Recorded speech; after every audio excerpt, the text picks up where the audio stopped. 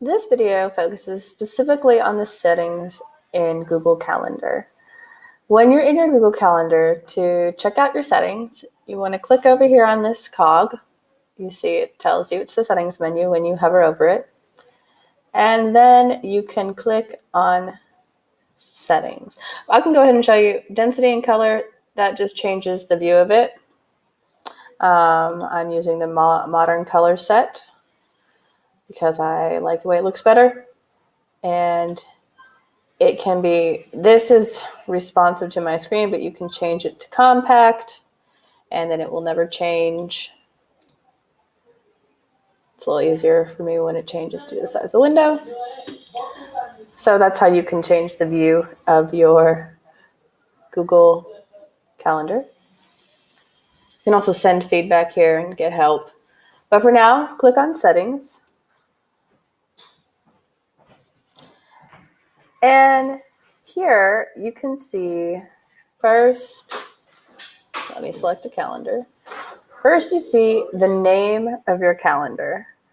Underneath it, you can add a description to say what your calendar is about. For instance, the birthday calendar has a description saying it is a birthday calendar. These calendars over here are calendars that I can make changes to because I own them. Here you can set your time zone. Sao Paulo shows you who owns the calendar.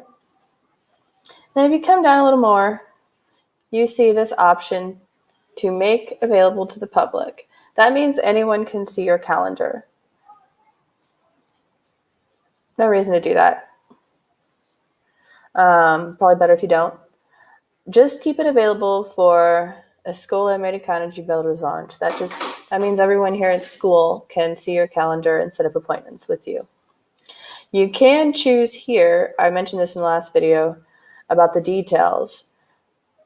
The default setting for my calendar now is see only free busy. So that means people can only see if I'm doing something or if I'm not. If I change it to see all event details, then people can see exactly what I've typed in for each of my events. I'm going to leave mine see only free busy. Here, with share specific people, you can share your calendar with specific people. Typically, you would want to do this if there's someone outside of the Escola Americana domain. I have shared it with people when I've wanted to set up Google meetings online, and they can just check out my calendar. It makes it much easier. I have a default notification setting. I like to be notified of events 10 minutes before they happen because I am forgetful. I get very distracted. So my computer tells me, hey, so does my phone, in 10 minutes you have to be here. That way I can do better about being places, but you can get rid of this or you can add another one. Same for all day event notifications. You just choose when do you want to be notified. You can remove the notification or you can add more. For general notifications, as you can see here, it talks about new events, changed events, canceled events, event responses, and daily agenda. I do not have the daily agenda emailed to me because I automatically open my Google Calendar every day. But for those who don't, this would be a useful way to remember to check your calendar without having to go looking for it. I have all of the event notifications turned on because I have a lot of events and meetings on my calendar, and when things change, I want to make sure that I am notified. Down here, you can try integrating your calendar with a website.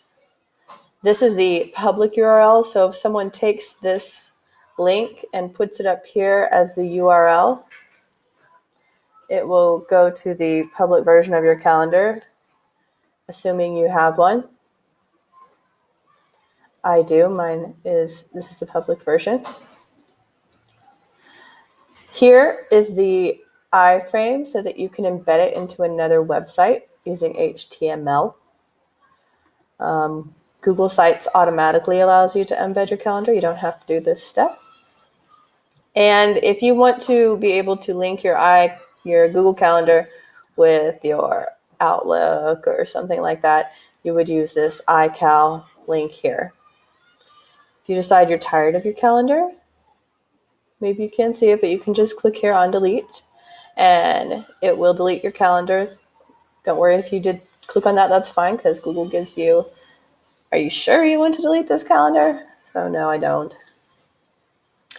And in the future, when you come back here, you can just pick a calendar that you own, any of them, and you can look at all the details.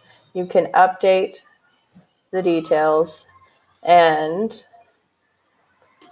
you can also use this navigation menu to automatically go to one part. So if I wanted to delete a calendar, I would just click on it, go down to remove calendar, and then it takes me here right away. So that's more or less the settings for Google Calendar. There will be more to come.